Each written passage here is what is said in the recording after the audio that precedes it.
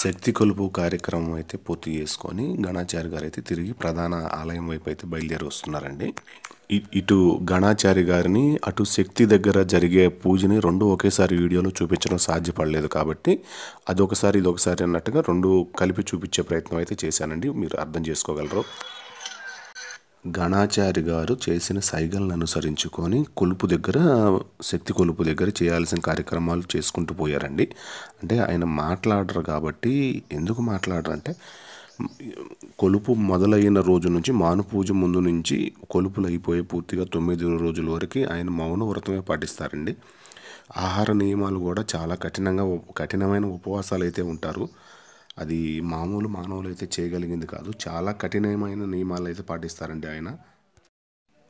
ఆయన ఊరేగింపులో నడిచే దారి వెంట కూడా ఆయన కళ్ళు మూసుకొని నడుస్తారండి. మీకు వీడియోలో అర్థమవుతుందో లేదో, కళ్ళతోటి లైవ్లో చూసే వాళ్ళకైతే క్లియర్గా అర్థమవుతుంది. ఆయన కళ్ళు మూసుకొని మాత్రమే నడుస్తారు. కళ్ళు తెరిచి అయితే నడవరు. కళ్ళు మూసుకొని అడుగు వేసుకుంటానే వస్తుంటారు. అంటే అమ్మవారు ఆయన రూపంలో అట్లా ఉంటుంది కాబట్టి ఆయన కళ్ళు మూసుకున్నా కూడా ఆయన దారి కనబడుతుంది అన్నట్టు మనం అర్థం చేసుకోవాలి. గణాచారి గారితో పాటు మేళతాళాలు అయితే లేవు కాబట్టి సైలెంట్గా ఉంది కాబట్టి నేను కొంచెం సమయం తీసుకొని మాట్లాడగలుగుతున్నానండి. అదే మేళతాళాలు ఉంటే నాకు మాట్లాడటానికి కూడా మనసు రాదు. ఎందుకంటే ఆ మేళతాళాలు అనేది వాయిద్యకారులు వాయించే విధానం కూడా అంత స్పష్టంగా చాలా చక్కగా వినడానికి చాలా బాగుంటుందండి. లైవ్లో చూసే వాళ్ళకైతే ఇంకా చాలా మనసు పులకరించిపోతుంది. ఈ కొలుపుల సందర్భంగా మొక్కుకొని ఎదురు నడిచేవాళ్ళు, పూలు చల్లేవాళ్ళు చాలామంది ఉంటారండి. ముందు వీడియోలో అది మీకు క్లియర్గా అర్థమవుతుంది. ప్రస్తుతం ఈ కొలుపులు అయితే 7 సంవత్సరాల తర్వాత జరుగుతున్నాయి కాబట్టి ఎంతమంది మొక్కుకొని ఎన్ని ఆగిపోయినాయో, ఎంతమంది వస్తారో క్యూ లైన్లో నడవటానికి ఎదురు నడిచేవాళ్ళు. రోడ్లేమో విశాలం తక్కువగా ఉన్నాయి, అంత వెడల్పు లేవు రోడ్లు.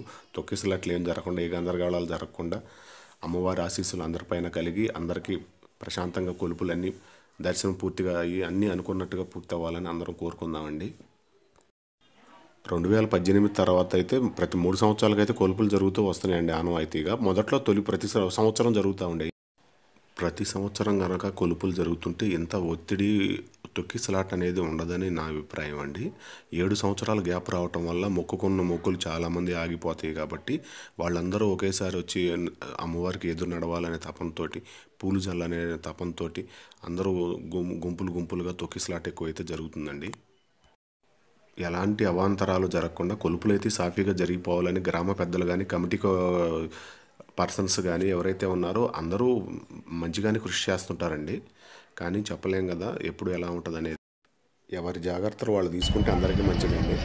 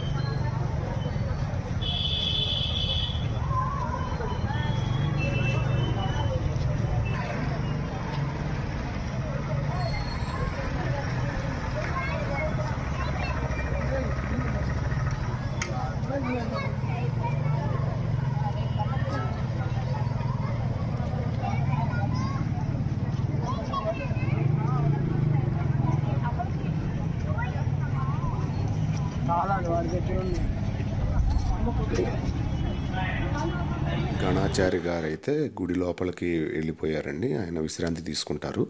మన వీడియో ఇప్పుడు శక్తిని ఎంత దూరం తీసుకెళ్లారో అటువైపు ఆ వీడియో వైపు అయితే చూద్దాము. పొలిమేర వైపుగా వెళ్దామండి. కమాన్.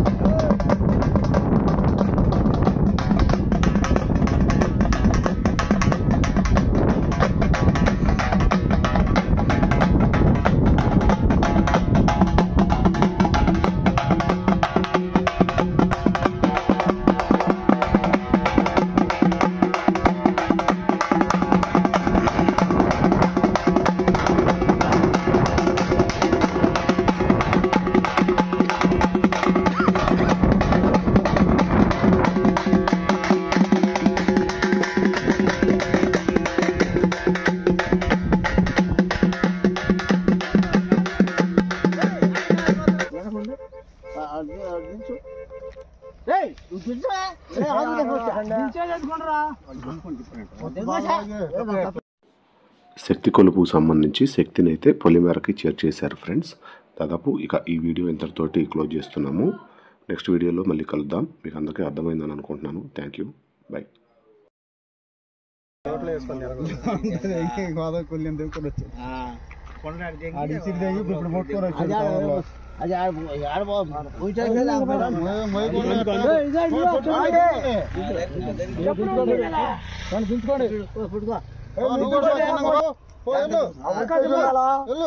వచ్చేటుండాలా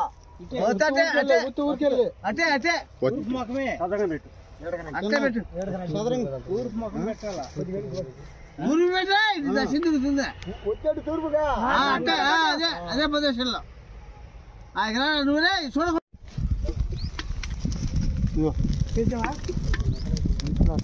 మరి టెంకాయ కొట్టండి ఎవరు